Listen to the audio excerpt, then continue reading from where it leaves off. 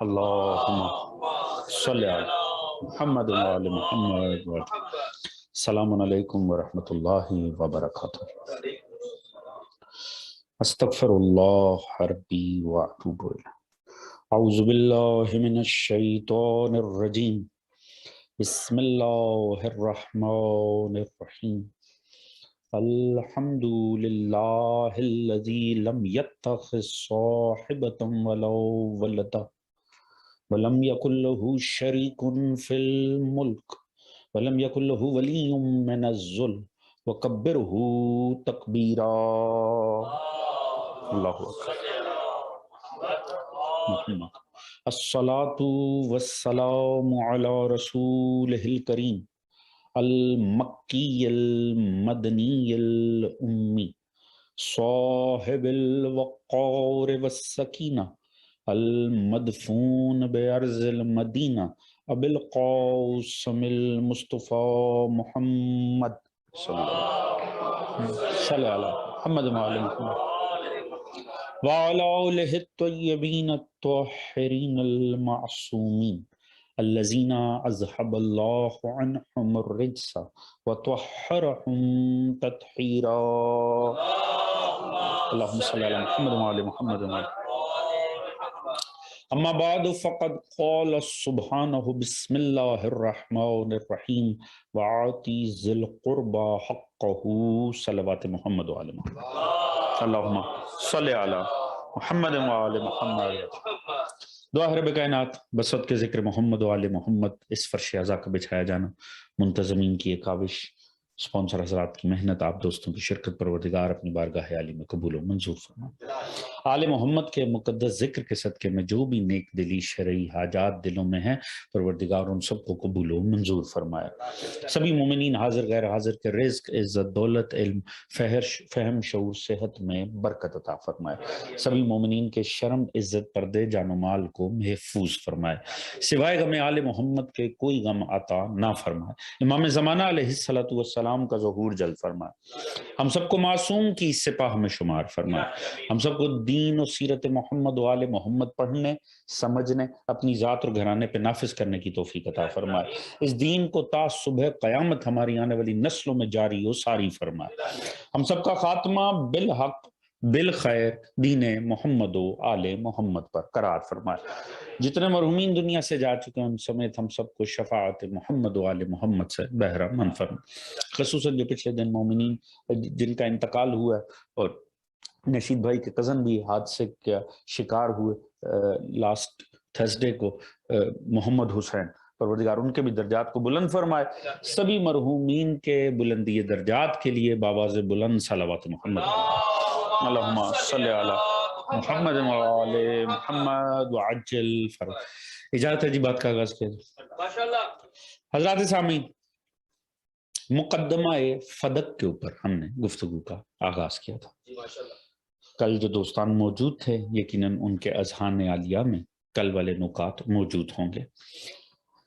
اس خطبے کی بڑی حسین جزویات ہیں مگر سیدہ کے کلام سے ہم استفادہ کر رہے ہیں. حضرت سیدہ کائنات جناب فاطمہ الزہرا صلی اللہ علیہ وسلم. کچھ میں نے اس خطبے سے پہلے اس کے کچھ ایسی جزویات عرض کی تھیں کہ جو اہل سنت اور تشیع کے درمیان متفقہ علیہ ہیں، جن میں سے پہلی بات کہ جو فدق کی سرزمین ہے یہ مال فے تھا. میں نے آپ کے سامنے مال فے کا نصاب قرآن سے پیش کیا. یہ وہ مال ہے جو بغیر لڑے ہوئے، بغیر مسلمانوں کی کسی ایفرٹ اور کاوش کے ڈائریکٹ رسول خدا کے پاس جمع آتا. اللہ نے وہ مال رسول کا مال قرار دیا، لہٰذا یہ مال فے تھا. یہ اہل سنت و تشیع کا اس پر اتفاق ہے. دوسرا یہ کہ سیدہ کا اس پہ قبضہ تھا.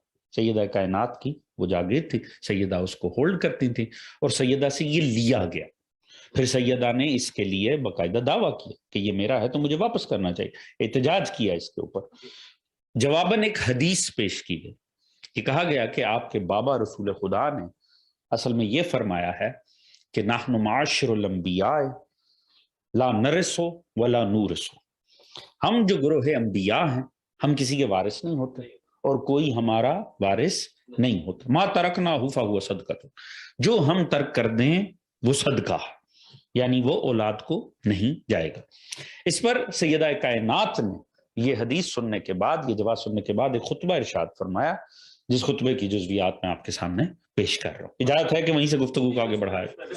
میں نے عرض کیا پہلا ہی جملہ اتنا حسین تھا سیدہ کائنات، حق تو بنتا ہے کہ اسی کے اوپر ہی گفتگو جتنی دیر بھی جاری رہے اسی پہ جاری رہے، مگر بہرحال ہمیں آگے بھی بڑھنا ہے، مگر وہیں سے آغاز کروں. پہلا جو سطر ہے وہ بڑی حسین ہے، کیونکہ پورا خطبہ میں نے عرض نہیں کرنا، اس کی وہ جزویات جو اس مقدمے سے اس انداز میں تعلق رکھتی ہیں کہ وہ میں آپ کو لازمی بہرحال پیش کر کے جاؤں گا اس میں انشاءاللہ آج اور کل کی تقریب. الحمدللہ ہے اللہ انعم، حمد ہے اللہ کی اس کی نعمتوں پہ، وَلَهُ الشُّكْرُ عَلَى مَا أَلْهَمَ، اور شکر ہے اس کے اس الہام پر جو اس نے ہم آل محمد کو عطا کیا.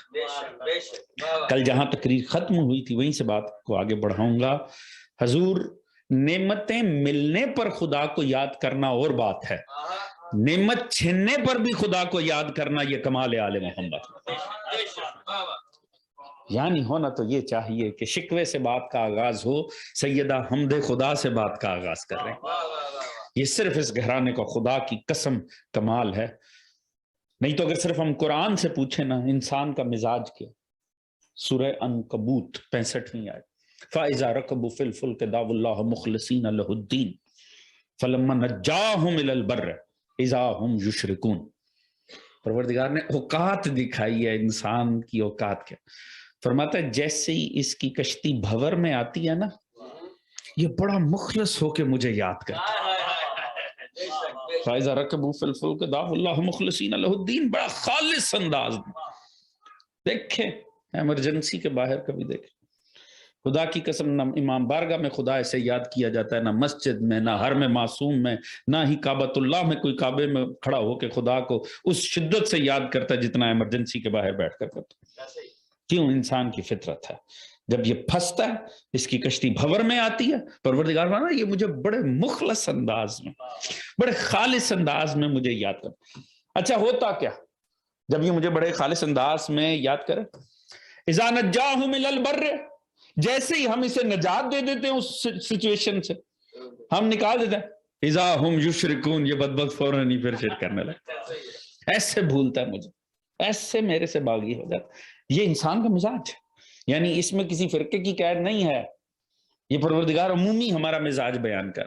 یہ انسان کا مزاج ہے کہ جب سہولت ہے تو خدا اس وقت یاد، مشکل میں صرف خدا کی یاد آتی ہے اور ایسا بھاگ جاتا ہے انسان. اس کا مزاج ہی ایسا ہے، اسے خدا کی ذات کبھی یاد ہے کبھی یاد نہیں ہے، یہ ہر وقت کنیکٹ نہیں رہتا ذات پروردگار سے. آل محمد کی ذوات وہ ہیں کہ جب نعمتیں مل رہی ہیں تب بھی سر سجدے میں ہے، نعمتیں چھن رہی ہیں تب بھی سر سجدے کے اندر. جو خدا انہیں ممبر پہ یاد ہے، جو مصلی پر یاد ہے، وہی تحت خنجر بھی خدا یاد. جو خدا سہولت میں یاد ہے وہی مشکل میں یاد ہے، جو مشکل میں یاد ہے وہی سکون کے وقت میں یاد ہے. یہ آل محمد کا مزاج ہے، یہ آل محمد کا کمال ہے. یہی وجہ ہے حضور انہی ہستیوں کو زیب دیتا ہے. نہیں فرما رہے یا اللہ نہ تیری جنت کا لالچ نہ جہنم کا خوف. میں کہتا ہوں یہ دو تصور نکال دیے جائیں دین میں سے، کون جھکتا ہے خدا کو؟ آپ جنت اور جہنم کا فلسفہ ختم کر دیں، آپ اس کا تصور ختم کر دیں، کسے یاد ہے خدا؟ مولا علی فرما رہے ہیں نہ جنت کا لالچ نہ جنت، اس لیے تو لائق عبادت ہے. یعنی مولا امیر اس ذات عبد پروردگار کا نام ہے کہ اگر تصور جنت و جہنم ختم بھی ہو جائیں تو جو پیشانی سجدے میں نظر آئے گی وہ علی ابن ابی طالب کی پیشانی.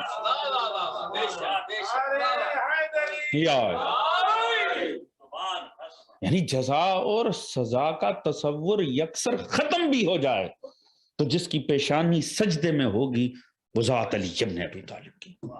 حضور یہ کمال آل محمد ہے کہ حق چھنوا کر بھی اصل میں اللہ ہی کا ذکر ہو رہا، اور پھر شکر ہے اس الہام پر جو اس نے ہمیں عطا کیا. یہ بڑا خوبصورت جملہ ہے جناب سیدہ کا، کلام سیدہ کائنات ہے حضور. تو یقیناً اس کی تو ہر جہت ہی بڑی حسین ہوگی. ہمیں تو ہماری تو فکروں کو وہ گہرائی اور گہرائی حاصل نہیں ہے کہ ہم اس کلام کی حقیقتوں میں اتر سکیں. سیدہ کائنات کا کلام ہے. سیدہ کائنات فرما رہے ہیں وَلَهُ الشُّكْرُ عَلَى مَا الہما، اور شکر ہے پروردگار کا اس الہام پر جو اس نے ہمیں عطا کیا ہے۔ حضور ترسیل علم کے نا خدا کی جانب سے علماء نے لکھا دو سورسز ہیں، دو وسیلے ہیں جن کے ذریعے اللہ رب العزت علم کی ترسیل کرتا ہے، علم کو بھیجتا ہے۔ ایک ہے وحی، ایک ہے الہام۔ توجہ ہے دوستان؟ جی ماشاءاللہ۔ ایک وحی، ایک الہام۔ وحی مخصوص ہے حضرات انبیاء سے، وحی مخصوص ہے ذات انبیاء سے، مگر قرآن میں یہ بھی پروردگار نے فرمایا کہ اس نے وحی کی ہے، وَأَوْحَيْنَا إِلَىٰ أُمِّ مُوسَىٰ، ہم نے مادر موسیٰ پر وحی کی۔ تو نبوت سے ہٹ کر جس پر بھی جو بھی وحی آئی ہے، علماء لکھتے ہیں آل محمد کی تعلیمات کی روشنی میں کہ وہ اصل میں الہام ہے جو پروردگار کرتا ہے۔ وہ جو وحی کہہ کر یاد کیا گیا ہے، غیر نبی کے اوپر جب بھی لفظ وحی آتا ہے اس سے مراد الہام ہے، یعنی پروردگار ڈائریکٹ اسے فہم عطا کرتا ہے۔ فرق کیا ہے دونوں کے اندر؟ وحی کا تعلق ہے شعور سے اور الہام کا تعلق ہے تحت شعور سے، یعنی وحی حالت شعور میں آتی، یعنی کہ باقاعدہ اللہ کی طرف سے نمائندہ آتا، اللہ کا نمائندہ جناب حضرت امین وحی اللہ جناب جبرائیل پروردگار کی طرف سے پیغام لے کر آتے ہیں اور حالت شعور کے اندر دیتے ہیں۔ الہام وہ علم ہے جو خدا فکر انسانی پہ نازل کرتا۔ توجہ فرما رہے ہیں جی؟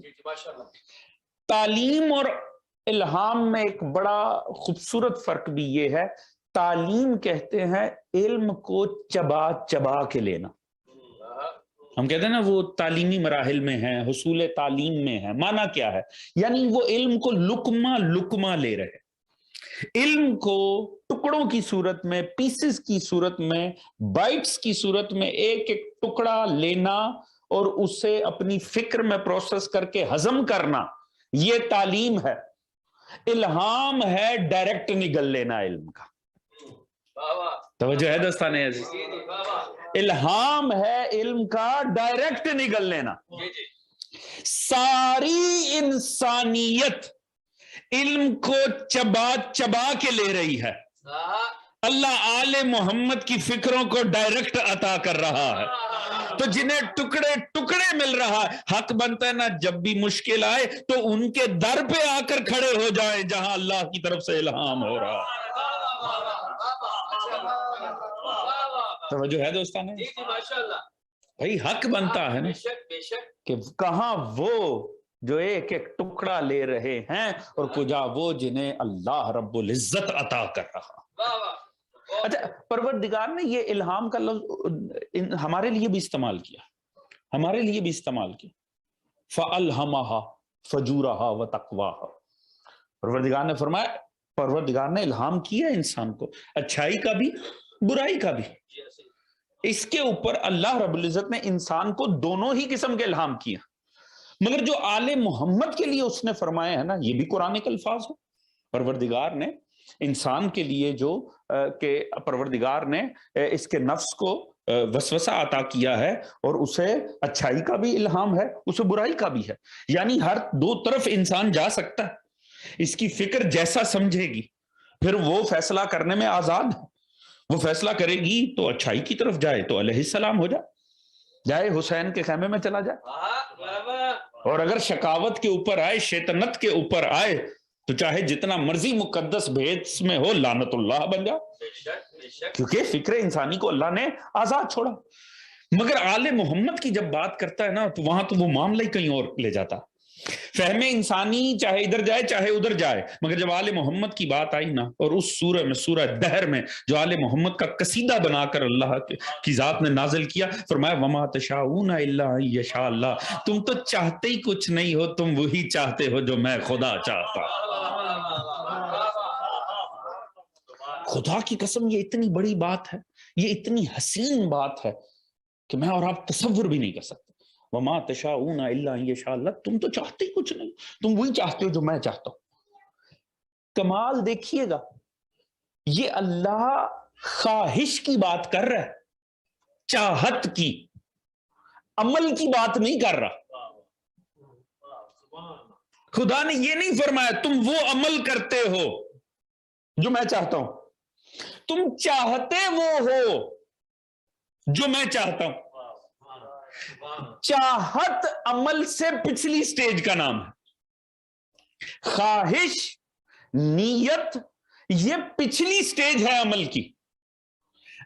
چاہت کی بنیاد پر عمل ہوتا ہے، اور پروردگار انسانیت پر یہ فیصلہ کر چکا ہے کہ میں عمل تو دیکھتا ہی نہیں ہوں. الاعمال بالنیات، میں تو تمہاری نیت دیکھتا ہوں. یعنی نیت اچھی ہے، عمل میں نہ بھی ڈھال سکے خدا عمل کا اجر اٹھا کے دے دیتا. یہ اس کی کرینی ہے. خدا کی قسم، نیت بری تھی، عمل میں نہ ڈھلی، خدا عمل کا گناہ نہیں دیتا، بری سوچ کی حد تک رکھتا ہے معاملہ. یہ اس کی رہی نہیں ہے. مگر اس کا مطلب ہے فیصلہ تو ہوگا چاہت کی منزل میں. اس نے آل محمد کے عمل کی ذمہ داری نہیں دی. یہ نہیں کہا کہ ان کا عمل میرا عمل ہے. فرمایا وما تشاؤون الا ان یشاء اللہ، ان کی چاہت ہی، ان کی فکر ہی میری فکر ہے. اس کا مطلب ہے چونکہ عمل کا دار و مدار نیت کے اوپر ہے، چاہت کے اوپر ہے، لہذا ان کے عمل پہ بات نہیں ہو سکتی. یہ جو کریں وہی حق ہے، کیونکہ جس چاہت کے تحت ہوا ہے وہ چاہت ہی خدا کی چاہت. اللہ اکبر. توجہ ہے دوستانے عزیز؟ یعنی آل محمد اپنے عمل کی سٹیج پر معصوم نہیں ہے، اپنی فکر کی سٹیج پہ ہی معصوم ہو جاتا ہے. اب جو ان سے سرزد ہو جائے وہی حق ہے، کیونکہ وہی ارادہ پروردگار ہے. کیونکہ اللہ نے ان کے عمل کی نہیں، ان کی چاہت کو اپنی چاہت کرا. درود پڑھیے گا محمد و آل محمد.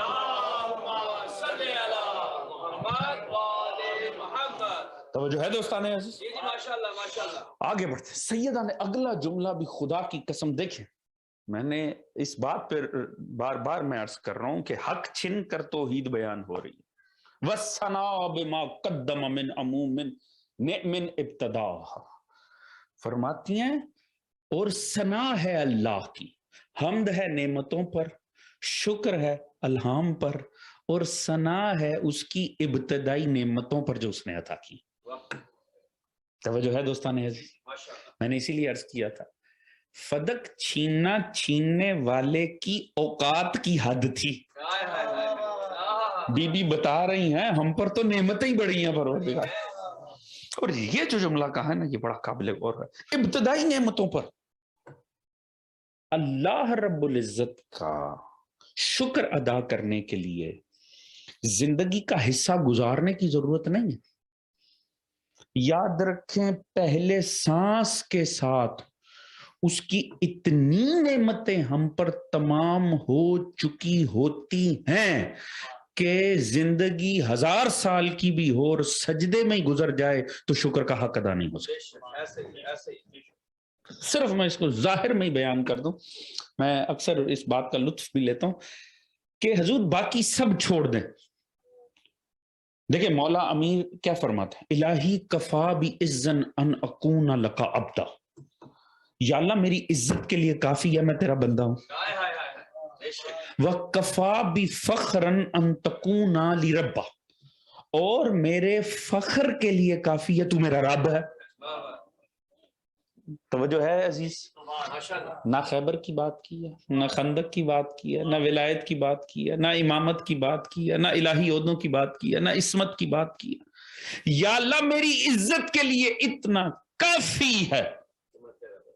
الہی کفا کافی ہے کہ میں تیرا بندہ، اور میرے لیے میرے فخر کے لیے کافی تو میرا رب.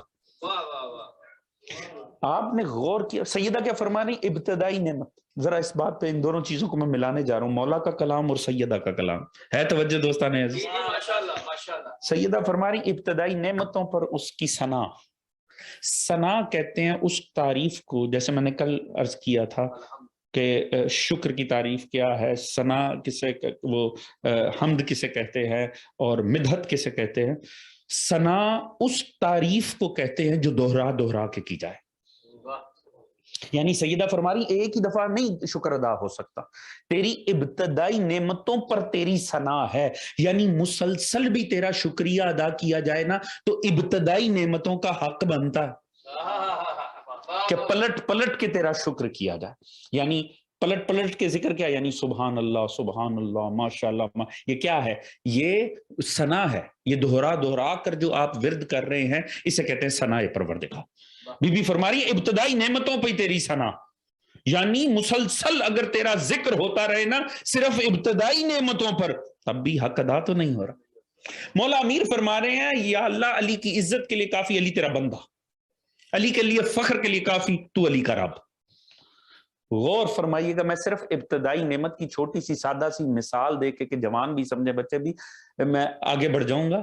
کمال یہ دیکھیے گا, مجھے ایمان سے بتائیں یہ جتنی مخلوقات ہیں اور اربوں مخلوقات ہیں اس زمین کے اوپر, کتنی سپیشیز ہیں, کتنی پروردگار کی مخلوقات ہیں, میں نہیں سمجھتا کہ کوئی کاؤنٹ کر سکتا. اور جتنی زمین پر ہیں اس سے خدا جانے کتنے گنا زیادہ سمندر کے اندر, کتنی سپیشیز ہیں جو صرف ہوا کے اندر, ہمیں پتہ ہی نہیں. انسان مسلسل ایکسپلور کرتا چلا جا رہا ہے, نئی سے نئی سپیشیز, نئی سے نئی اینیمل پلانٹ, نیشنل جغرافکس اٹھا کر دیکھیں, نئی سے نئی بتائی جا رہا ہے. یہ بھی ہے, یوں بھی ہے, وہ معدوم ہو گئیں, وہ ختم ہو گئیں, ایلیمنیٹ ہو گئیں, مگر یہ نئی پیدا ہو گئیں. خدا جانے کتنی. مجھے ایمان سے بتائیں ان سب کا خالق کون ہے؟ اللہ ہے کہ نہیں؟ پتھر میں کیڑے کو رزق کون دے رہا ہے؟ اللہ دے رہا. سمندر کے اندر مچھلیوں کو رزق کون دے رہا؟ خدا دے رہا. پرندوں کو ہوا میں رزق کون دے رہا؟ خدا دے رہا. ہمیں زمین پر رزق کون دے رہا؟ تو اس کا مطلب ہے ان سب کا رب خدا ہی ہے نا, ہے کہ نہیں جی؟ اس کا مطلب ہے وہ جو بندر درختوں پہ لٹکے ہوئے ہیں, وہ جو گدھے گھوڑے بھاگ دوڑ رہے ہیں, وہ جو دوسرے جانور ہیں, ان سب کا بھی رب خدا. اس کا مطلب ہے خدا ہمیں کچھ بھی بنا دیتا, ہمارا رب بھی ہوتا. اس کا ابتدائی احسان ہی اگر اندازہ کریں نا, جس پہ شکر کر کے مر جائیں تو حق ادا نہیں ہوتا. وہ اربوں مخلوقات میں سے کچھ بناتا, ہم اس کی مخلوق ہوتے, وہ ہمارا رب ہوتا. اس نے اربوں مخلوقات چھوڑ کے ہمیں انسان ہونے کا شرف عطا کیا, یہی اس کی توجہ ہے دوستان. بھائی آخر گدوں گھوڑوں کا بھی تو وہی رب ہے, وہی تو سب کا رب ہے. اندازہ کریں پروردگار کی یہ پہلا احسان ہی ہم پہ, چھوڑنے بعد میں کیا معاملات ہیں, صرف یہ پہلا احسان ہی ہے کہ جس کے اوپر اس کی ثنا مسلسل کرنا حق بنتا ہے. انسان اسی پہ, بی بی فرما رہی ابتدائی نعمتوں پر, یہ عہدے, یہ منزلتیں, یہ گاڑیاں, یہ بینک بیلنس, یہ گھر, یہ ساری صحت, یہ جسم, طاقتور توانائی, یہ سب بعد کے مراحل ہیں. پہلے سانس کی, پہلی اپنے وجود میں آنے ہی کی بات کی تھی.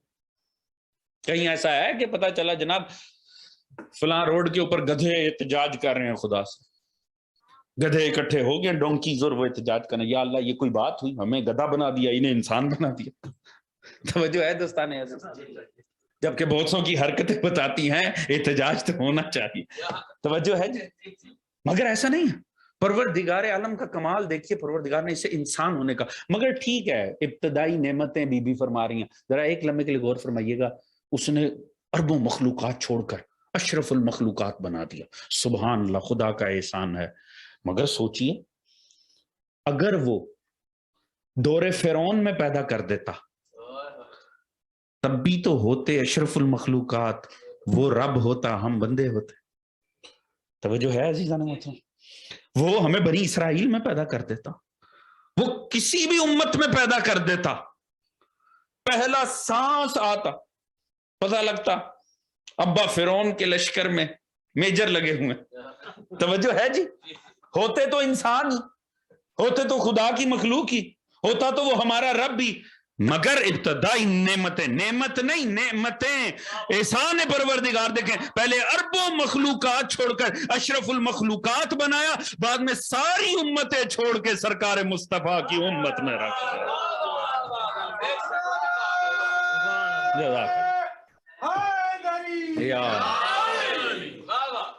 توجہ ہے دوستان عزیز, اللہم صلی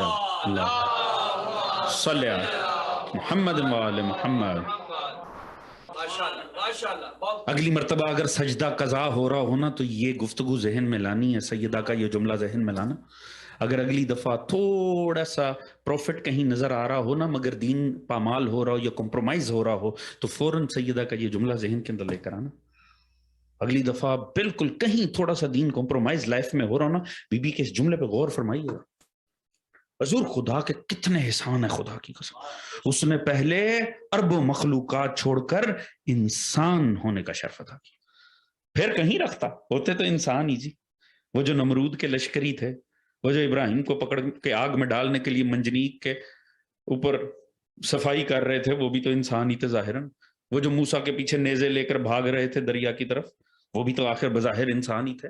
کہیں خدا رکھ سکتا تھا، مگر یہ اس کی ابتدائی نعمتیں، اس نے احسان یہ کیا، پہلے اربوں مخلوقات چھوڑی، اس نے انسان بنایا، پھر اس نے ساری امتیں چھوڑ کے مصطفیٰ کا امتی بنا دیا. مگر ابتدائی نعمتیں ہیں نا، نعمت تھوڑی ہے کہ تمام ہو جائے گی، نعمتیں ہیں. ہو سکتا ہے ہاں انسان بھی ہوتے، اشرف المخلوقات ہوتے، مصطفیٰ کی امت میں ہوتے، پتہ چلتا 1400 سال پہلے کہیں ہو گئے، پتہ چلتا کسی خلیفہ کے پیچھے کھڑے ہو کے پنکھا جھل رہے ہیں. توجہ ہے دوستان عزیز؟ آخر تب بھی انسان ہوتے، امت مصطفیٰ ہوتے، کلمہ گوئے مصطفیٰ ہوتے، اور سارا کچھ معاملہ ہوتا. مگر احسان در احسان در احسان پروردگار. اور ابتدائی نعمتیں دیکھیں، پہلے ساری مخلوقات چھوڑ کے اس نے انسان ہونے کا شرف دیا، ساری امتیں چھوڑ کے مصطفیٰ کی امت میں رکھا. پھر مصطفیٰ کی امت میں بھی کسی غاصب حق کے زہرا کے مکتب میں نہیں رکھا، غلام علی کو باپ بنا دیا، کنیز زہرا کو ماں بنا دیا.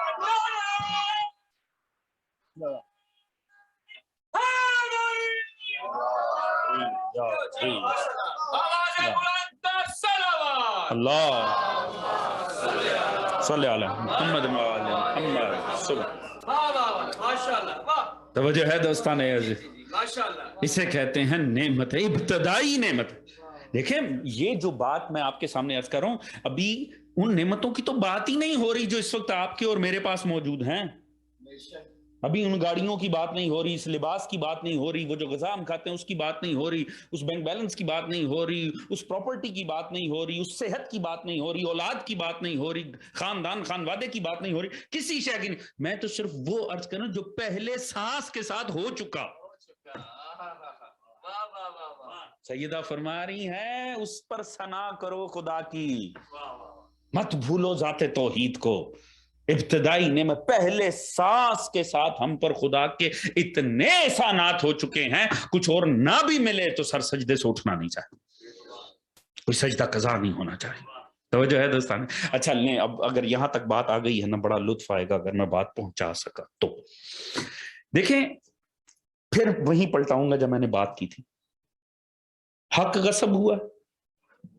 اب یہ دیکھنا ہے کہ یہ خطبہ دیا کس کیفیت میں گیا، کیونکہ معنی اور مفہوم وہاں سے بھی تو طے ہوگا. یہ ایک ایسے سینسٹیو وقت میں خطبہ دیا گیا ہے جب آپ کا حق غصب کیا گیا، تو آپ اس کیفیت کے اندر خطبے کا آغاز ہو رہا ہے.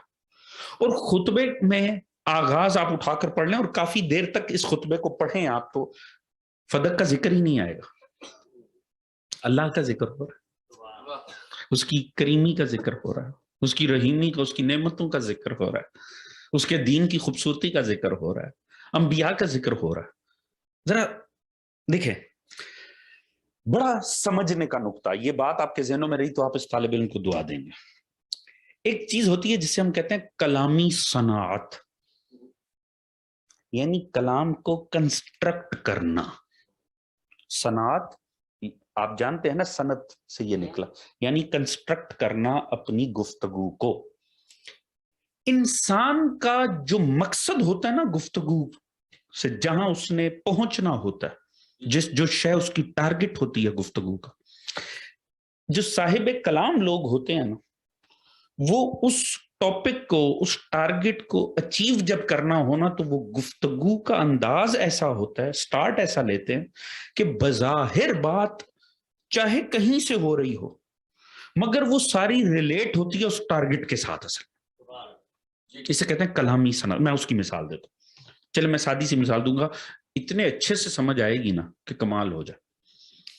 اگر کسی نے آپ سے قرضہ مانگنا ہے نا، اس نے آپ سے قرضہ لینا، وہ یہ نہیں کرے گا آپ کے سامنے بیٹھ کے کہ صاحب وہ $10,000 چاہیے تھا، اسے پتا ہے کہ اگر اس طرح میں نے بات کی نا تو اس نے فوراً ہی آگے سے کوئی نہ کوئی بہانہ یا جواز بنا دینا. وہ گفتگو کا آغاز کہاں سے کرے؟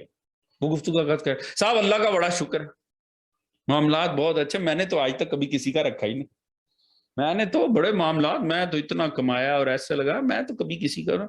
پھر وہ گھوم گھام کے وہاں آئے گا. آج کل بس تھوڑی سی نا صورتحال ادھر ادھر ہوئی ہے. اچھا وہ کہاں سے بات کا سٹارٹ لیا گیا؟ توجہ ہے، بات پہنچ رہی ہے جی. اصل میں آنا یہیں تک تھا مگر کلام کو کنسٹرکٹ ایسے کیا گیا. توجہ فرما رہے ہیں دوستان عزیز. آپ نے اکثر دیکھا ہوگا کہ جس کو ضرورت ہوتی ہے نا وہ مانگتا بھی ایسے سٹائل سے، اصل میں اس کی ہر جملہ اور ہر بات سامنے والے کو کنونس کرنے کے لیے ہی ہوتی ہے. اصل میں ٹارگٹ یہی ہے کہ پیسے مانگنے. بات پہنچ رہی ہے دوستان عزیز. اسے کہتے ہیں کلامی صنعت، یعنی جو ٹارگٹ ہے اس کے حوالے سے گفتگو کا آغاز کرنا، مگر ڈائریکٹ اسے اپروچ نہ کرنا، مگر اصل میں ہر جملہ اور ہر بات کا اسی سے لنک ہونا. توجہ فرما رہے ہیں جی. اس خطبے کو پڑھ کر آپ دیکھیں، اس خطبے میں فدق کا ذکر کتنا. خطبے کا نام ہے خطبہ فدقیہ، اور 2-3 سے زیادہ سطریں خطبے میں فدق کے لیے صرف 2-3 سطروں سے زیادہ ہے ہی نہیں. ہے کیا خدا، ہے کیا رسول، ہے کیا دین. بی بی کے انداز گفتگو نے بتایا بی بی حاصل کیا کرنے آئی تھی. اللہ کرے بات پہنچ سکتے. دوست میں نے اسی لیے کل بھی عرض کیا تھا، وہ باغ دنیا میں کہتی صاحب یہ آپ لوگ فدق کا ذکر کرتے ہیں، آپ لوگ ایسے اہل بیت کو دکھاتے ہیں جیسے انہیں بڑا لالچ ہو، وہ زمین کے ٹکڑے کی خاطر.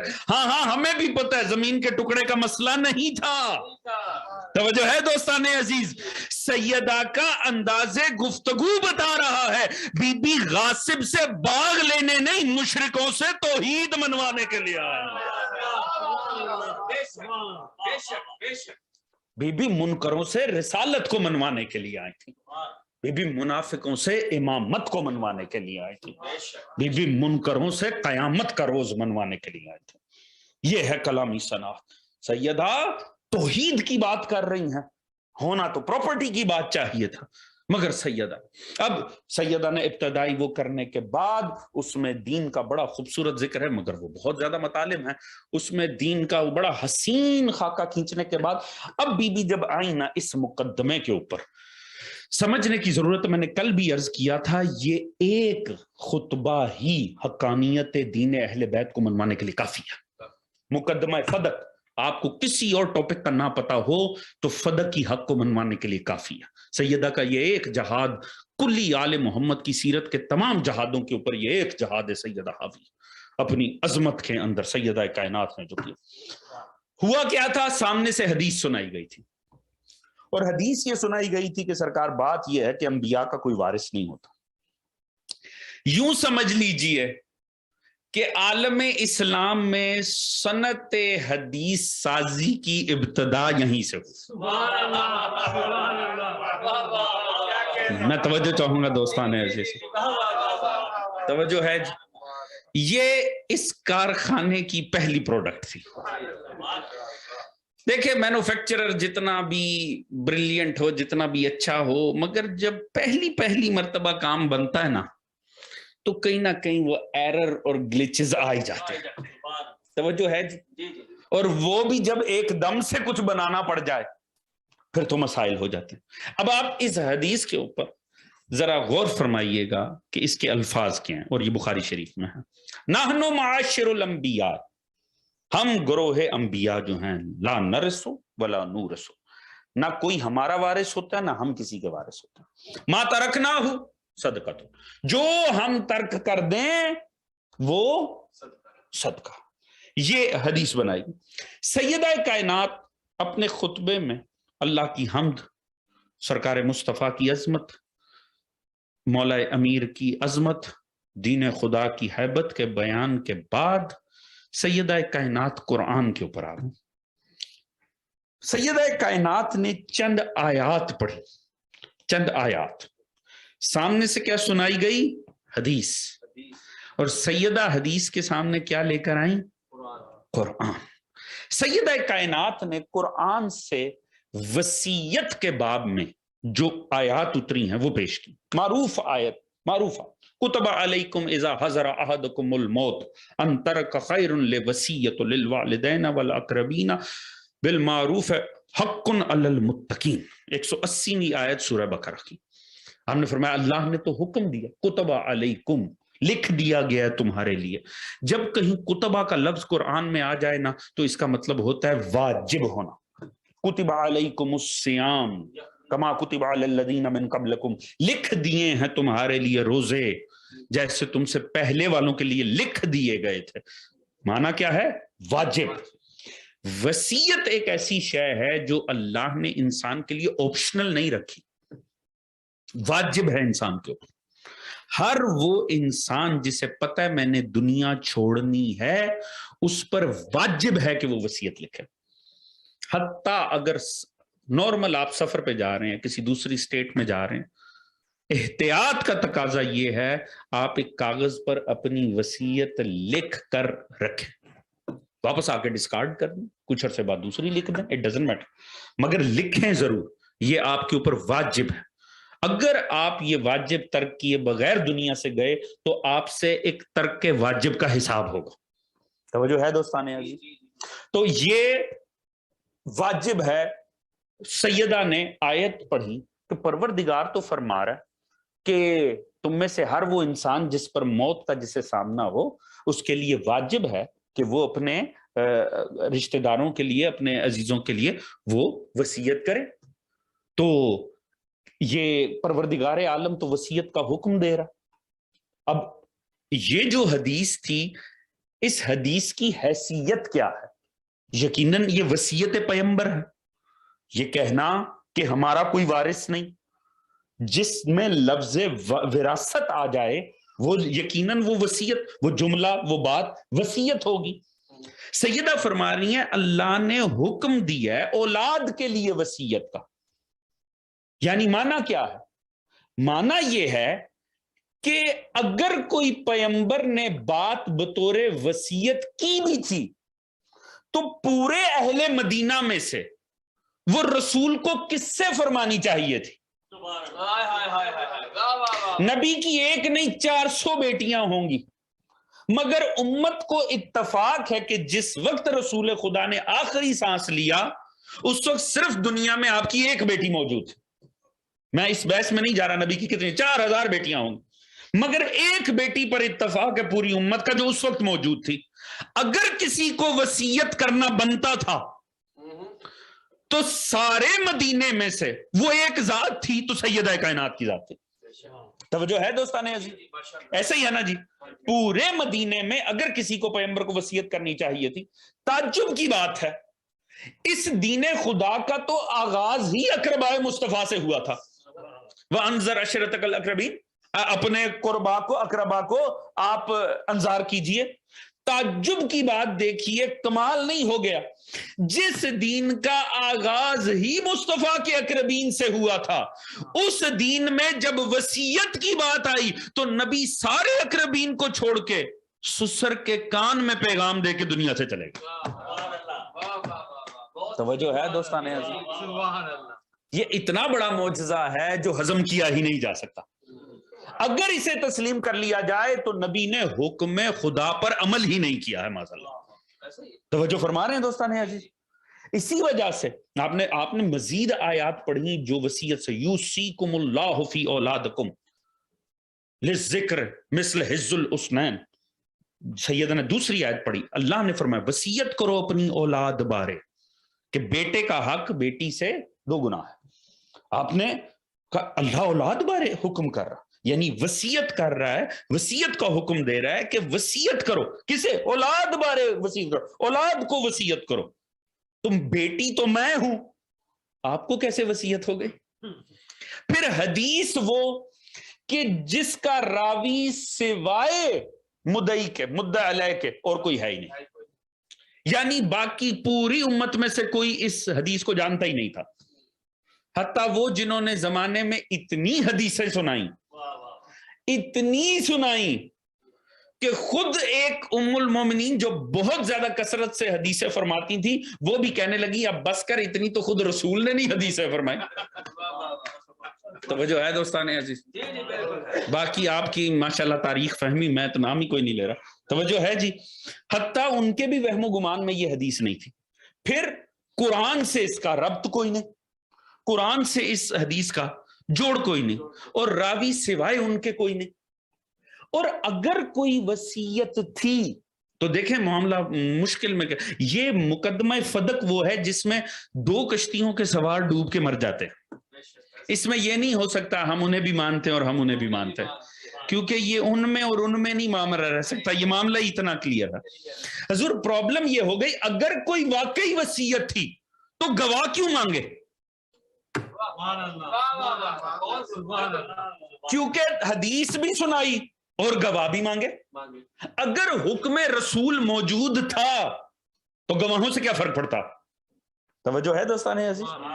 ایک چھوڑ 1000 گواہ بھی ہوں، جب رسول نے ایک بات فرما دی تو بات ختم ہو گئی. جب رسول فرما دیں تو اس کے بعد وما اتاکم الرسول فخذوہ، جب نبی دے تو لے لو، بات ہی ختم ہو گئی. مگر گواہ مانگے گئے. اور کمال یہ دیکھیے، یہ ہے کمال سیدہ. سیدہ کا تو قبضہ فدق پر تھا، یہ پوری امت تسلیم کرتی ہے کہ سیدہ سے لیا گیا تھا. اب جب لیا سیدہ سے گیا، دیکھیں سادی سی مثال، یہ گھڑی میرے پاس ہے، میں نے آپ کو عرض کیا تھا دنیا کا کوئی معیار بنا لیں، سچی صرف سیدہ. یہ گھڑی میرے پاس ہے، یہ میرے پاس ہے نا جی گھڑی. ابھی آپ میں سے کوئی آگے بڑھے اور مجھ سے چھین لے، اور چھیننے کے بعد کہے دیں ثبوت یہ آپ کی ہے. توجہ ہے دوستان عزیز؟ گھڑی میرے پاس ہے جی، آپ میں سے کوئی مجھ سے چھین لے اور چھیننے کے بعد کہے دیں ثبوت. یا ثبوت مجھے نہیں دینا، یہ میرے پاس ہے، یہی کافی ہے کہ میری ہے. جو مجھ سے لے گا ثبوت وہ دے گا کہ میری نہیں. میں اس سے زیادہ سادی بات کیا کر سکتا ہوں دوست؟ توجہ ہے جی؟ بھائی میرے پاس ہے، میرے پوزیشن میں، اس کا مطلب ہے میری ہے، میری ملکیت. جو مجھ سے لے گا گواہ وہ دے گا. اسی لیے سیدہ کی قانون فہمی دیکھیں، بی بی گواہ گھر سے نہیں لائیں، بی بی نے اگلے سے منگوائے گواہ، کیونکہ جیسے ہی مانگا تو ظالم کے منصب میں چلا گیا. توجہ ہے دوستان عزیز؟ یہ مقدمہ وہیں پر ہی ایتھیکلی ختم ہو گیا جب سیدہ سے گواہ مانگ لیا گیا. اور گواہ مانگنا اس بات کی دلیل ہے کہ جس وقت گواہ مانگے جا رہے تھے اس وقت تک پیچھے کوئی حدیث نہیں تھی. توجہ ہے جی؟ یہ تو گواہوں کو دیکھنے کے بعد بھی چونکہ انکار مقصود تھا تو فوراً ہی ایک حدیث آ گئی، مگر اب پرابلم ہو گئی. اچھا بنائی بہت جلدی میں گئی، اس میں کوئی شک نہیں ہے، حدیث بڑی جلدی میں بنی، مگر ٹیکنیکلی بیچ میں الفاظ بڑے کمال چناؤ کیے گئے. الفاظ کیا رکھے گئے؟ الفاظ ہی رکھے گئے. دیکھیں ہم گروہ انبیاء نہ کسی کو وارث بناتے ہیں نہ کسی کے وارث ہوتے ہیں. ہم جو ترک کریں نا وہ صدقہ ہے. دیکھیں چاہے بڑی جلدی میں بنائی، مگر ٹیکنیکلی لفظ صدقہ بڑا زبردست ایڈجسٹ کیا. یہ صدقہ کیوں قرار دیا؟ یہ لفظ صدقہ کیوں لگایا؟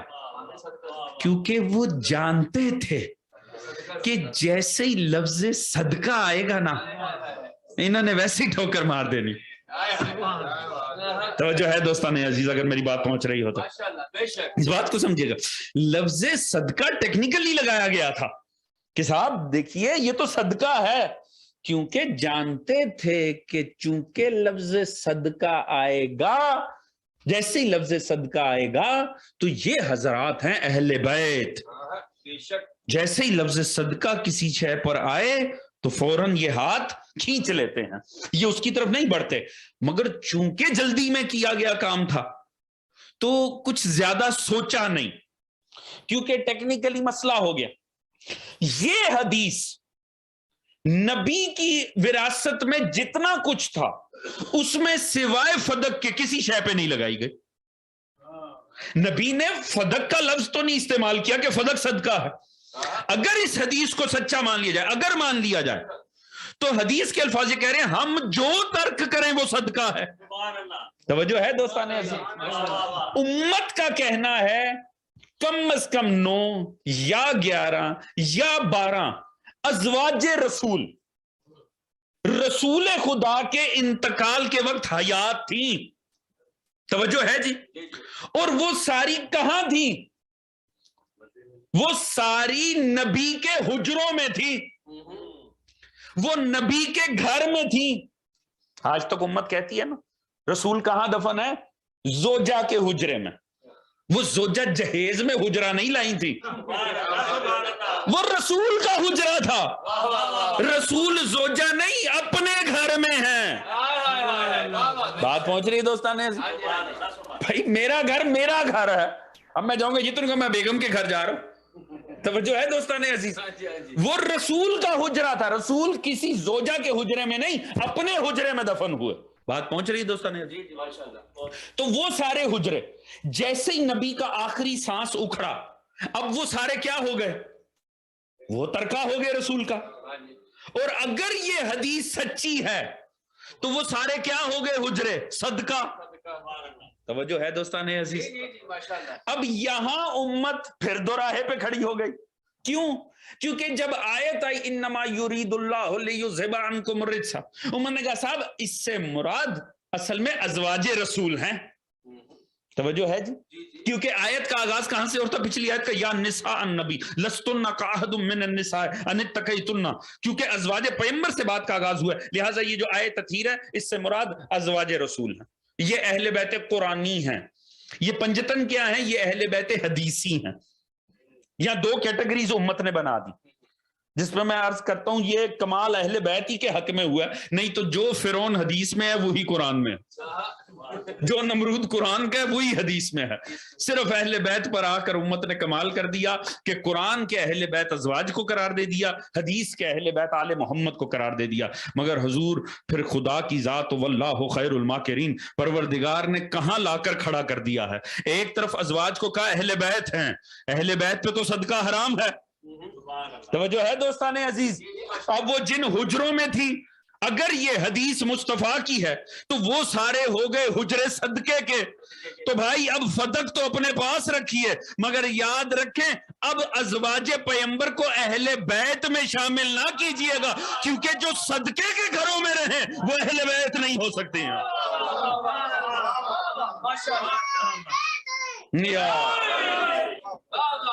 توجہ ہے دوستان؟ کیونکہ سوچا ہی نہیں گیا نا, کیونکہ وقت ہی نہیں ملا. ایک دم سیدہ سامنے آ کر کھڑو, معاملہ ایسا بنا جو حدیث بن پائی وہ سنا دی. توجہ ہے. مگر مسئلہ یہاں نہیں ختم ہوتا, مسئلہ اس سے بھی زیادہ حضور سنگین ہے. اگر اس حدیث کو مان لیا جائے, اگر حدیث کو مان لیا جائے تو معاملہ اس سے بھی زیادہ سنگین ہو جاتا, کیونکہ یہ کہا گیا جو ترک کریں وہ صدقہ. اس کا مطلب ہے نبی کے جتنے حجرے تھے وہ سارے ہی صدقہ تھے. ہونا تو یہ چاہیے تھا جیسے نبی کا آخری سانس اکھڑا ہے تمام ازواج کو گھروں سے نکالا جاتا اور یہ کہا جاتا اپنے اپنے والد صاحب کے گھر جائیے اور جو لباس پہنے ہوئے یہ بھی جا کر واپس بھجوا دیں, کیونکہ جو کچھ ہے پھر وہ صدقہ ہے. جن برتنوں میں وہ کھا رہی تھیں وہ بھی صدقے کے, جو لباس وہ پہن رہی تھی وہ بھی صدقے کے, جس گھر میں وہ بیٹھی تھی وہ بھی صدقے کا. ایسا ہے کہ نہیں جی؟ کیونکہ نبی کا ترکہ ہے نا. مگر پرابلم ہو گئی, حضور سوچا ہی نہیں کہ یہ معاملہ کہاں تک جائے گا. ہوا کیا؟ پیغمبر کو دفن کر دیا گیا. اور پیغمبر کو کیوں اس ایک حجرے میں دفن کیا گیا تھا؟ یہ دلیل میں کہاں سے لے کر آ رہا ہوں؟ علامہ تجانی سماوی نے یہ دلیل لکھی اور کمال ہی کر دیا. وہ فرما رہے ہیں اس وقت بھی انہی صاحب کو ایک حدیث یاد آ گئی تھی. دفن رسول اس حجرے میں کیوں ہوا؟ کیونکہ انہوں نے حدیث سنائی جو کہ جس حدیث کا باقی دین سے جوڑ ہی کوئی نہیں ہے, کہ رسول نے فرمایا تھا جس نبی کا جہاں سانس اکھڑے اسے وہیں دفن کیا جاتا. لہٰذا چونکہ اس ایک حجرے کے اندر آخری سانس آیا ہے لہٰذا وہیں دفن کیا جائے گا. وہ فرماتے وہاں یہ حدیث آ گئی یاد, اور تھوڑی دیر بعد جب مقدمہ فدق چند دن کے بعد پیش آیا تو انہیں یہ حدیث یاد آ گئی کہ رسول نے فرمایا ہم جو ترک کریں وہ صدقہ ہے. اب اگر انہی دونوں حدیثوں کو ملا لیں تو دین برباد ہو جاتا, کیونکہ اگر نبی جو ترک کرے وہ صدقہ ہے تو اس کا مطلب ہے اس حجرے کا سٹیٹس نبی کے فوت ہوتے ساتھ صدقہ ہو گیا تھا. تو اس امت نے نبی کہاں دفن کر دیا؟ صدقے کی زمین پہ. اللہ جانے بات پہنچ رہی ہے کہ نہیں پہنچ رہی؟ توجہ ہے جی. اور رسول خدا پہ صدقہ حرام تھا. اگر یہ حدیث سچی ہے تو 1400 سال سے نبی کا دفن ہی غلط ہے. توجہ ہے دوستان عزیز. اس لیے میں عرض کرتا ہوں حضور فدق رکھے اپنے پاس, البتہ نبی ہمیں دے دیں, ہم لے جا کے کربلا میں دفنا لیتے ہیں, کیونکہ وہ کسی کے باپ کی نہیں, نبی کے بچوں کی جاگیر ہے.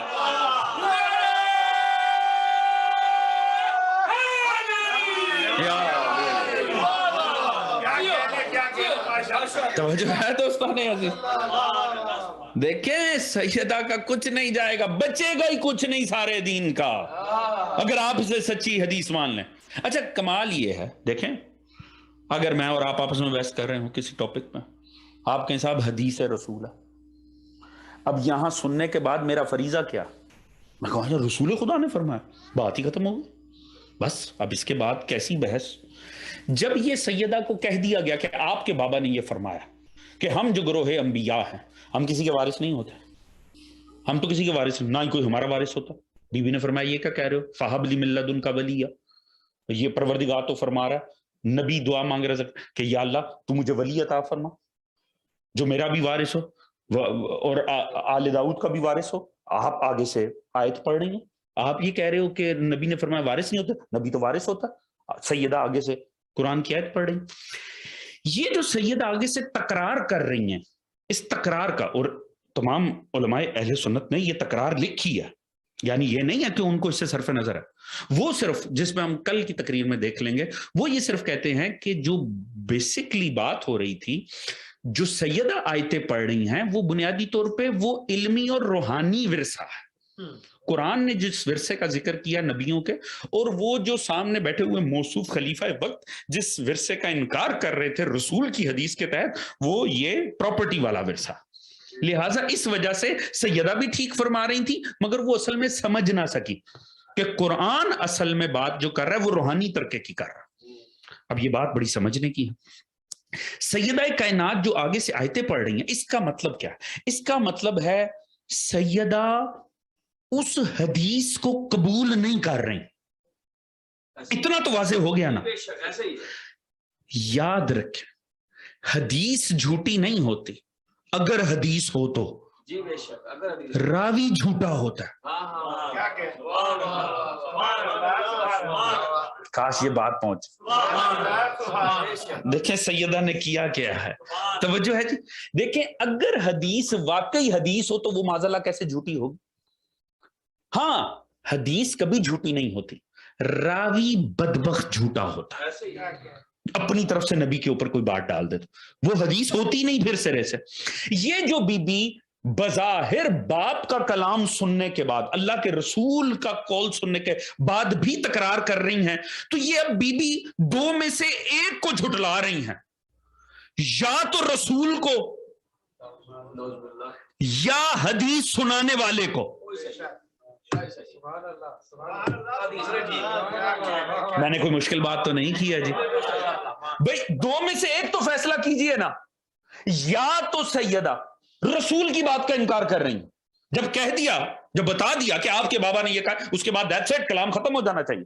اس کو اچھا میرے بابا کلام مجھے پتا نہیں تھا, بی بی چلی جاتی. مگر وہ پورا خطبہ ارشاد فرما رہی ہیں, وہ قرآن سے دلائل لے کر آ رہی ہیں. کس کے خلاف؟ آیا بابا کے خلاف؟ اللہ کے رسول کے خلاف؟ تو اب دو میں سے ایک باتیں ہیں, یا تو معاذ اللہ ثم معاذ اللہ سیدہ نبی کے خلاف جا رہی تھی, یا سامنے بیٹھے ہوئے کو جھوٹا سمجھ رہی تھی. توجہ ہے دوستان عزیز.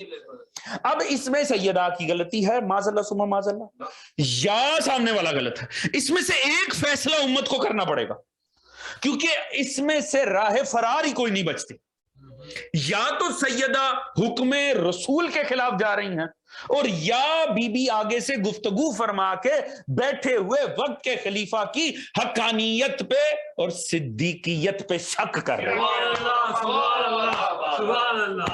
توجہ ہے جی. اور ہیں کون؟ حیا سیدۃ النساء العالمین. وہ جو جنت ہے نا, وہ ان کے بچوں کی جاگیر ہے. توجہ ہے دوستان عزیز؟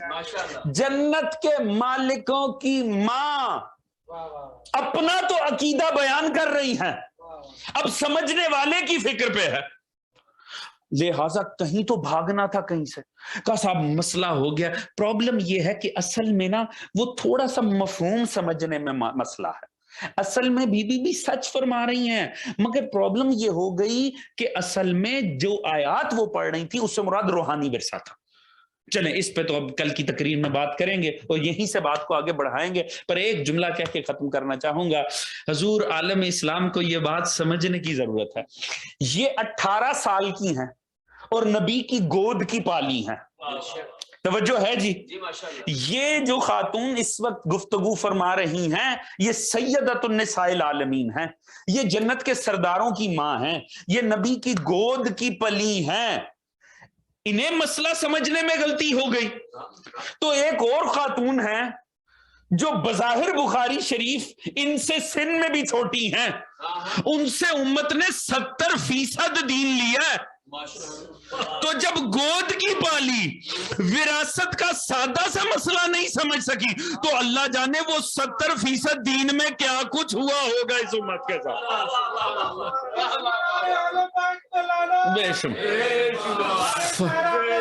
بے شمار یا فدق کو چھوڑیے، آپ اپنے دین کی خیر منائیے کہ جب گود کی پالی مسئلہ سمجھنے میں اگر ادھر سے ادھر معاملے کو کر سکتی ہیں تو اللہ جانے باقی دین میں پھر کیا کچھ ہو گیا ہوگا۔ توجہ ہے دوستان عزیز؟ لہٰذا کہیں سے راہ فرار نہیں، جب کہیں سے راہ فرار نہیں آئی نا تو پھر کمال ہی قسم کا اور بڑا ہی زبردست قسم کا ایک، کیونکہ ابھی انشاءاللہ کل ہم بات کریں گے، کیونکہ یہ دین کی انجینئرنگ کا زمانہ ہے اور ماشاءاللہ بڑی بڑی حضرت قادری جیسی ہستیاں بیٹھی ہوئی ہیں جنہوں نے ہم ان کو بھی مانتے ہیں اور ان کو بھی مانتے ہیں، لہٰذا کچھ تو کرنا، کیا عشقیہ تو جی لے کر آئے کہ دونوں ہی گھر رکھ لیں۔ انہوں نے کہا صاحب بات یہ ہے، کیسے دے دیتے، کیسے دے دیتے؟ اصل میں وہ سمجھتے ہی نہیں تھے کہ نبی فوت ہوئے،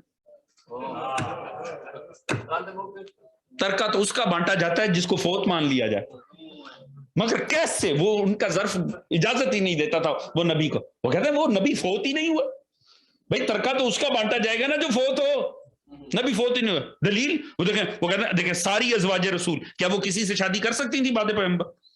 نہیں کر سکتی تھی، کیوں؟ نبی زندہ ہے۔ توجہ ہے جی؟ تو زندوں کی وراثت نہیں ہوتی، زندوں کے ترکے نہیں ہوتے، زندوں کا کوئی ترکہ نہیں ہوتا، لہٰذا وہ نہیں بانٹ سکتے تھے۔ توجہ ہے دوستان؟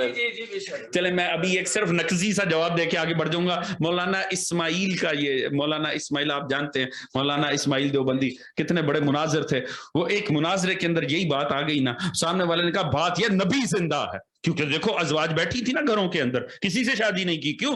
نبی زندہ تھا، تو بھائی زندوں کے ترکے نہیں ہوتے۔ انہوں نے فرمایا دیکھ لے مولانا، زندوں کے ترکے نہیں نہ ہوتے پھر زندوں کے خلیفے بھی نہیں ہوتے۔ جو ہے دوستان عزیز، اگر زندوں کے ترکے نہیں ہوتے تو پھر زندوں کے خلیفے بھی نہیں ہوتے، جب خود زندہ ہیں تو پھر خود ہی موجود ہے۔ حضور یاد رکھیے یہ ایک ایسا مسئلہ ہے، ایسا واضح مسئلہ ہے، اس پہ آ کے کوئی راہ فرار ہی نہیں، خدا کی قسم اس پہ کوئی راہ فرار نہیں۔ ابھی میں نے چند ایک دلائل آپ کے سامنے عرض کی، اگر اس حدیث کو سچا ماننے تو پیچھے دین کا رہتا کیا ہے؟ آگے میں کل کی تقریر میں بھی آپ دیکھیں گے کہ میں یہ سارے نکات آپ کے سامنے واضح کروں گا، اور سیدہ نے چھوڑا ہی کچھ نہیں خدا کی قسم، اور یاد رکھیں سیدہ لینے کچھ نہیں، سامنے والے سے سب کچھ چھڑانے ہی آئی تھے، بی بی صرف نقاب اٹھانے کے لیے آئی تھی کہ پہچان لو یہ جو سیٹ اپ اب نیا قائم ہوا ہے اس کا کم از کم دین سے کوئی تعلق نہیں، وہ بی بی نے واضح کر دی۔ بی بی کا یہی مقصد تھا کہ وہ بتا دیں کہ نہ خام خواہ سچ کی ڈگریاں نہ بانٹو، یہاں جو ہو رہا ہے اس کا سچ اور حقیقت سے کوئی تعلق نہیں، اور اسے منوانے میں 100% کامیاب ہیں جناب سیدہ کائنات۔ بس حضور، مگر یہ بھی حقیقت ہے جب بی بی آئی ہیں تو بال سیاہ تھے، خدا کی قسم جھٹلائے جانے کا اثر کیا ہوا؟ 18 سال کی جناب زہرا ضعیف ہو گئی، خدا کی قسم۔ ایک روایت بڑی سادی سی ہے پر دیکھیں دل کو کیسا زخمی کرتی۔ جناب بلال، آپ جانتے ہیں نا جناب بلال حبشی نسل تھے۔ جناب بلال کو رسول خدا نے یمن بھیجا، کہا جاؤ جا کر میرا یہ پیغام اہل یمن کو دینا۔ جناب بلال کہنے لگے یا رسول اللہ، کون میری بات ماننے گا؟ کون میری بات ماننے گا؟ اگر میں یمن جا کر کہوں گا کہ مجھے سرکار مصطفیٰ نے بھیجا ہے اور یہ جو میں بات آپ کے سامنے پیش کر رہا ہوں یہ سرکار مصطفیٰ کی جانب سے ہے، کون میری بات کو تسلیم کرے گا؟ سرکار میری کالی سیاہ جلد ہے، میرے بھدے اور موٹے ہونٹ ہیں، اس طرح کی میری حیت ہے، کون میری بات مانے گا؟ رسول خدا نے ہاتھ نیچے لے کر گئے، اپنی جوتیاں اٹھائیں اور بلال کے حوالے کر دیں، کہا بلال اہل یمن کو یہ جوتیاں دکھانا، انہیں یقین آ جائے گا تو میری جانب سے ہی آیا۔ بس اب خود ہی غور فرما لیں، اگر صحابی بلال جیسا نبی کی جوتیاں دکھائے نا تو وہ یمن کے لوگوں کو یقین آ جاتا ہے یہ سچا ہے۔ اللہ جانے نبی کی بیٹی مسجد مدینہ اور حسنین کو آگے کر کے تحریر دکھا کے کہہ رہی ہیں، اور پھر بھی جناب سیدہ کی حقانیت پہ شک ہو۔ تو سوچ سکتے ہیں پھر اس کا اثر کیا آنا تھا۔ اثر یہ آیا، جناب زینب فرماتی ہیں میری ماں مسجد گئی ہوئی تھی، میں نے کچھ دیر کے بعد، چند ساعتوں کے بعد اپنی ماں کے مصلے پہ کسی ضعیفہ کو دیکھا، تو جناب زینب تڑپ گئی اور کہا چھوٹے بچے اکثر اپنے ماں باپ کی جگہ کا بھی خیال کرتے ہیں۔ جناب زینب نے فرمایا کہ بی بی اگر آپ کو عبادت کرنی ہے میں آپ کو دوسرا مصلی دے دیتی ہوں، یہ میری ماں زہرا کا مصلی ہے۔ سیدہ نے چہرے سے پردہ ہٹایا، جناب زینب تڑپ کے رہ گئی، کہا پہچان زہرا، پہچان زینب تیری ماں زہرا۔ خدائی بہتر جانتا ہے سیدہ کی حالت کیا ہوئی، اسی لیے چھٹے امام فرماتے ہیں پھر کسی نے سیدہ کو مسکراتے نہیں دیکھا۔ ایک پٹی ہے جو سر اقدس پہ بندھی رہتی تھی، اور بس اس کے بعد سیدہ اپنی موت کی تاجیل کی دعا مانگتی تھی۔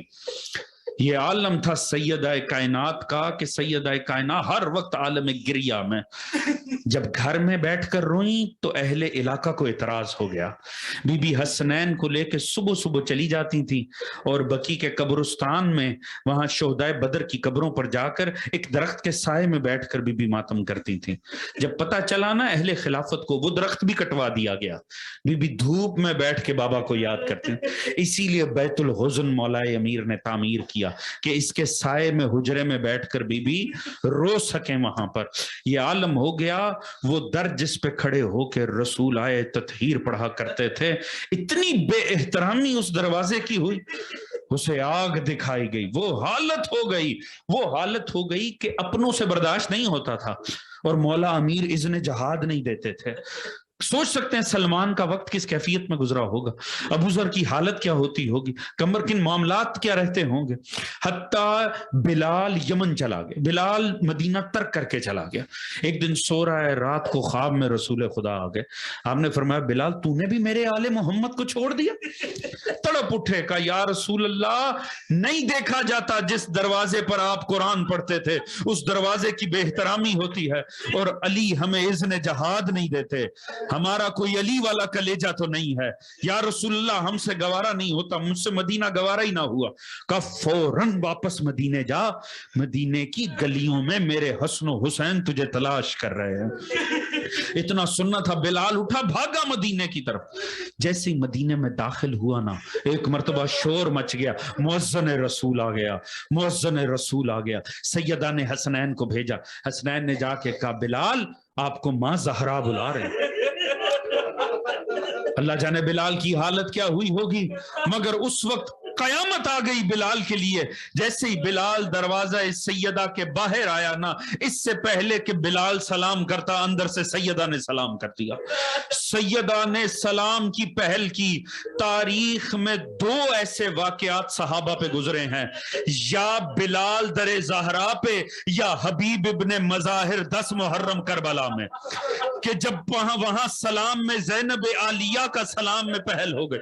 دونوں صحابہ کی ایک سی حالت حالت ہوئی، دونوں مٹی پہ بیٹھ گئے، مٹی اٹھا کے سروں میں ڈالی اور دونوں نے ایک ہی جملہ بولا، مدینے میں بلال میں، حبیب نے کربلا میں، ہائے آل محمد اتنے غریب ہو گئے کہ ہم غلاموں کو سلام شہزادیاں کریں۔ ایک مرتبہ جناب سیدہ نے کہا بلال میری خواہش ہے کہ آپ گلدستہ آذان پر فائز ہوں اور آذان دیں، میں اپنے بابا کا زمانہ یاد کرنا چاہتی ہوں۔ بلال نے ہاتھ جوڑ دیے، کہا سیدہ آقا زادی میں نے ارادہ کیا تھا کہ بعد مصطفیٰ میں کبھی آذان نہیں دوں گا، اب میرا دل نہیں چاہتا۔ آپ نے فرمایا میری خواہش ہے میں بابا کا زمانہ یاد کرنا چاہتی ہوں۔ بلال مجبور ہو گیا، یہاں بلال گلدستہ آذان پر آیا، یہاں سیدہ کائنات گھر کے صحن میں آئی، یہاں اللہ اکبر کی صدائیں بلند ہوئی، وہاں سیدہ کی حالت غیر ہونی شروع ہوئی، اشہد ان لا الہ الا اللہ، بی بی ماتم کی کیفیت میں جیسے ہی کہا اشہد ان محمد رسول اللہ، ہائے بابا کہہ کے سیدہ زمین بوس ہو گئی۔ ایک مرتبہ حسنین بھاگے، اپنے ننے ننے امامے زمین پہ پھینک دیا، کہا چچا بلال آذان کو قطع کر دو، یہ نہ ہو اذان تمام ہونے سے پہلے ہماری ماں زہرا دنیا کو چھوڑ دے۔ لعنت اللہ علیکم الظالمین وسيعلم الذین ظلموا منقلبا ماتم سیدہ ماتم حسین۔